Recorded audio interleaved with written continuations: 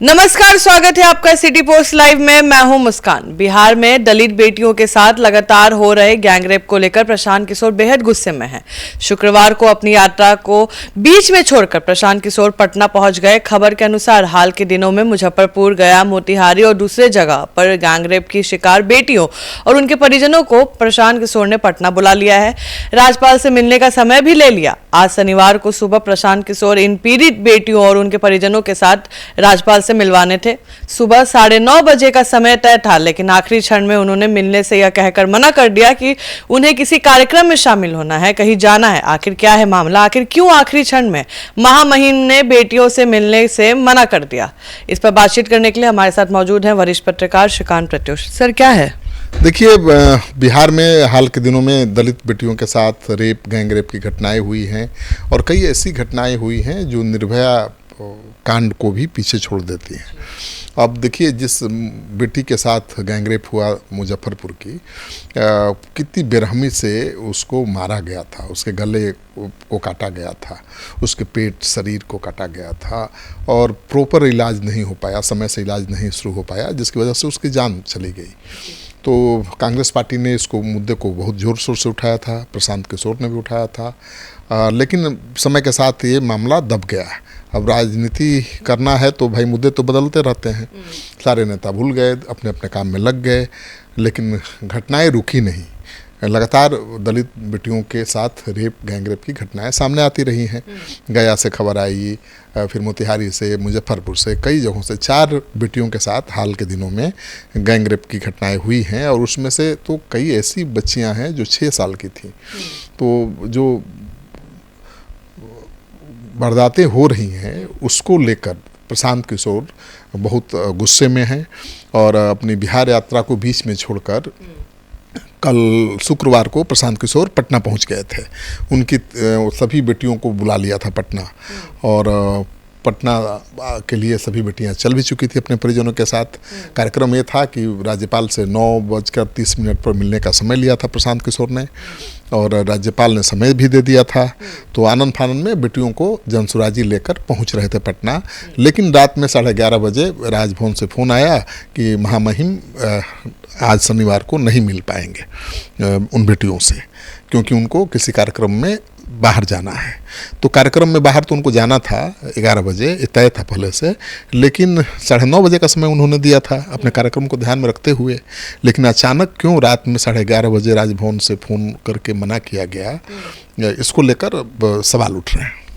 तो क्या लगता है कि राज्यपाल अभी आगे मिलेंगे और प्रशांत किशोर मिलवा पाएंगे उन बेटियों? देखिए, जन सुराज के नेताओं से मेरी बात हुई। उन्होंने पूछा कि महामहिम 9:30 बजे का समय है, आपको 11 बजे जाना है, आपने समय दिया है तो मिल लेते तो अच्छा होता, क्योंकि बेटियां दूसरे जिलों से आ रही हैं, रास्ते में हैं।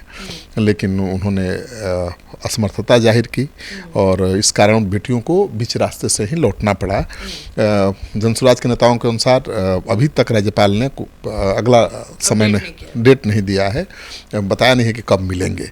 तो माना जा रहा है कि अब प्रशांत किशोर के पार्टी के लोगों का कहना है कि भाई लगता है कि एनडीए ने, बीजेपी के नेताओं ने उनको मिलने से मना कर दिया है। तो राज्यपाल तो भाई राज्य के हेड होते हैं और केंद्र और राज्य के बीच की धुरी होते हैं, उनके जरिए ही राज्य की बातें केंद्र तक पहुंचाई जाती हैं। किसी भी दल से बंधे नहीं होते हैं, हर दल के लोग अपनी बात राज्यपाल से ही कहते हैं। और जनसुराज के संस्थापक प्रशांत किशोर पीड़ित बच्चियों को लेकर उनसे मिलने वाले थे, उनको 1-1 करोड़ रुपये मुआवजा देने की मांग करने वाले थे। तो सुबह 9:30 बजे आज तस्वीर कुछ और होती। प्रशांत किशोर पीड़ित बच्चियों और उनके परिजनों के साथ राजभवन के बाहर नजर आते और राज्यपाल से मिल रहे होते, लेकिन राज्यपाल महोदय ने समय नहीं दिया। कहा कि भाई अभी मुझे किसी कार्यक्रम में जाना है, आगे समय हुआ तो देंगे। तो जाहिर है कि राज्यपाल भी नहीं चाहते हैं कि चुनाव का समय है और कोई विवाद पैदा हो। राज्यपाल तो बहुत भावुक हैं, साहित्यिक हैं, बहुत सहृदय हैं और वो बेटियों को देखेंगे, पीड़ित बेटियों को, उनकी व्यथा सुनेंगे तो पिघल जाएंगे और गुस्से में आ जाएंगे और वो भी कुछ बोल देंगे। तो राज्यपाल महोदय ये तो ध्यान ही नहीं रख पाते हैं कि भाई वो बीजेपी की तरफ से, मतलब बीजेपी से जुड़े हुए हैं और केंद्र के प्रतिनिधि हैं, वो सही बात सही ढंग से बोल देते हैं, तो उसको लेकर विवाद भी होता है। राज्यपाल महोदय ने पिछले दिनों कानून व्यवस्था को लेकर भी सवाल उठाया था, जिसको लेकर विपक्ष हमलावर हो गया था सरकार पर कि अब तो राज्यपाल ही कह रहे हैं कि कानून व्यवस्था ध्वस्त हो गई है बिहार में। तो राज्यपाल एक बहुत बड़ा पद होता है और राज्य के अभिभावक हैं, भले वो केंद्र के प्रतिनिधि होते हैं, लेकिन वो हर दल की बात सुनते हैं, हर दल के नेताओं से मिलते हैं। तो राज्यपाल अगर मिलते इन पीड़ित बेटियों से, उनके दुख दर्द को सुनते तो पिघल जाते, क्योंकि वो नेता कम हैं, वो साहित्यिक ज़्यादा हैं, एक अच्छे इंसान हैं और राजनीति को पीछे रख के वो बात करते हैं। वो राजनीति का ध्यान ज़्यादा नहीं रखते, किसको लाभ होगा किसको नुकसान होगा, और जो सही बात होता है बेलाग लपेट बोल देते हैं, और सही बात बोलेंगे तो बवाल मचेगा। तो राज्यपाल ने सोचा होगा कि नया बवाल पैदा हो चुनाव के ठीक पहले, इससे बेहतर है कि बेटियों से मिला ही नहीं जाए। तो अब आगे समय देंगे राज्यपाल महोदय या नहीं, ये तो कहना बड़ा मुश्किल है, लेकिन जन स्वराज के लोग लगे हुए हैं कि जो पीड़ित बेटियां हैं उनके परिजनों को राज्यपाल से मिलवाया जाए, उनको 1 करोड़ रुपया मुआवजा देने की मांग की जाए। अब देखना यह है कि प्रशांत किशोर की जो तैयारी थी वो तो फेल हो गई।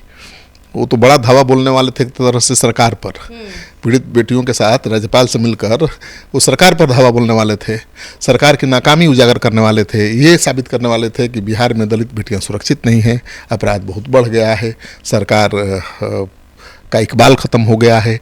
लेकिन राज्यपाल ने मौका दिया ही नहीं, समय तो दिया था लेकिन मौका नहीं दिया, समय दे करके पलट गए।